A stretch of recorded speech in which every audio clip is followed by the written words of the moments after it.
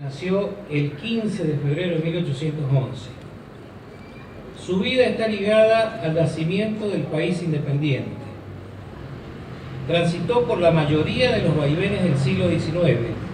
Hoy, a 207 años de su natalicio, honramos y recordamos sus contribuciones directas, que fueron indispensables para la construcción de la Argentina moderna.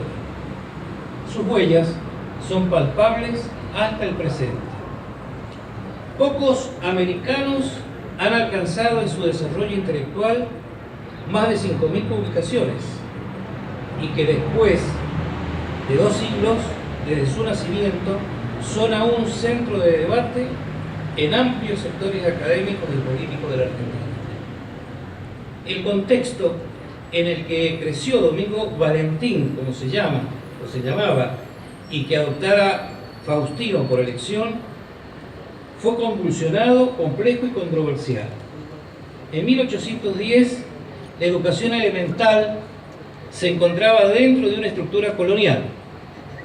Las escuelas públicas porteñas para varones estaban bajo la dependencia del cabildo. Se autorizó el uso del catecismo cristiano en las escuelas. La doctrina católica era parte de la enseñanza obligatoria en las escuelas. No había un método pedagógico oficial. Los maestros basaban su docencia en la experiencia. Predominaba el memorismo y la repetición. Hasta 1840 el país pasó de ser de la corona española a estar inmerso en un régimen sin alternancia, fuertemente unipersonal, centrado en la figura de Juan Manuel de Rosas, gobernador en ese entonces de Buenos Aires, y con el manejo de las relaciones exteriores en representación de todas las provincias. Este periodo, para Sarmiento, fue esencial en su formación y en el desarrollo de su carácter. Y es allí donde se encuentra la génesis de sus dramas y las fatalidades de la propia Argentina. Desde 1828 a 1840, es decir, de los 17 a los 29 años, el desarrollo prolífico y creativo de sus escritos reflejan sus preocupaciones a lo largo de toda su vida. En estos años germina prematuramente su obra literaria Facundo, que le provocó ser el blanco de la oposición política argentina en su momento, para convertirse luego en el escritor más importante e influyente de la literatura del siglo XIX. Constantemente invocó sus ingratas circunstancias, las adversidades de su medio, el atraso, el aislamiento y el pasado trágico de la ciudad natal, San Juan. Cuando el Estado creó en 1819 la primera escuela normal, suscitó la oposición de los educadores de esa época por la intervención del Estado. En 1819, Sarmiento contaba con 8 años de edad. Hacia 1825 se crea otra escuela normal para formar maestros, ya que no se conseguía personal idóneo para abrir nuevos establecimientos. Y en 1826 asume Bernardino Rivadavia como presidente de las Provincias Unidas del Río de la Plata.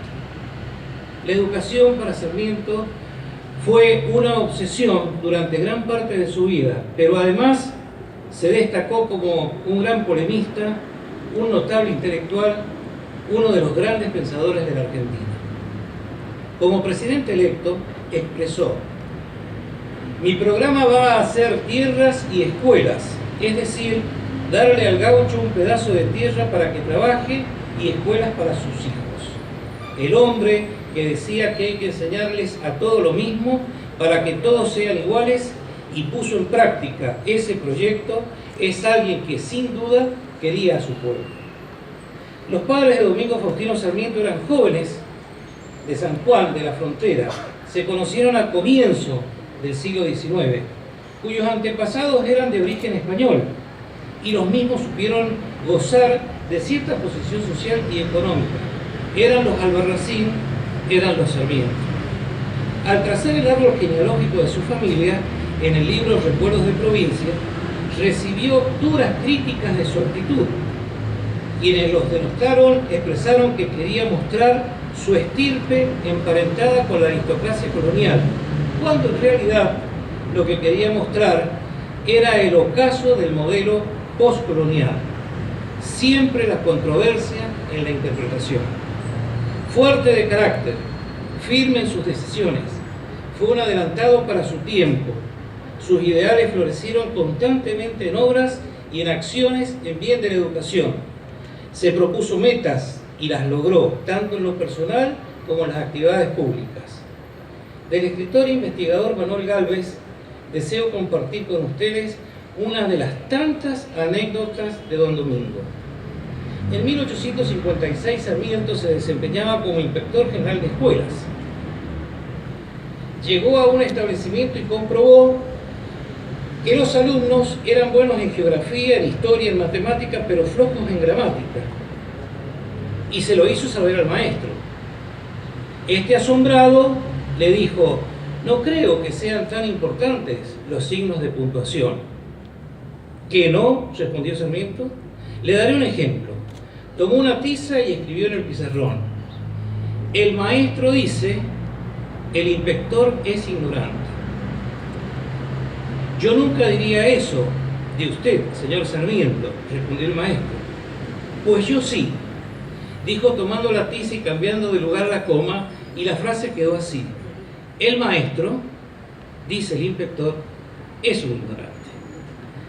La amplia obra literaria abarca 52 tomos, desde artículos críticos y literarios, continuando con Mi defensa, Recuerdos de provincia, Necrologías y biografías, Política argentina, Facundo, Educación popular, Argiópolis, Discursos parlamentarios, Cuestiones de América, Antonino Berstein, Vida de Dominguito, Educar al soberano, entre otras. Quien escribiera e hiciera una acabada interpretación de la sociedad que le tocó compartir, nos dejó las siguientes frases: lo escrito permanece. Todos los problemas son problemas de la educación. La ignorancia es atrevida. Los discípulos son la mejor biografía del maestro. Escribo como medio y obra de combate, que combatir es realizar el pensamiento. Es la educación primaria la que civiliza y desenvuelve la moral de los pueblos. Son las escuelas la base de la civilización. Puede juzgarse el grado de civilización de un pueblo por la posición social de la mujer. Hombre, pueblo, nación, Estado, todo está en los humildes bancos de la escuela. El alba que rompe las tinieblas de la noche y anuncia el nuevo día, eso fue Sarmiento. Trató de divisar una Argentina que rompiera definitivamente con el atraso, con los valores coloniales. Fue un hombre del siglo XX que le tocó vivir en el siglo XIX. Y siempre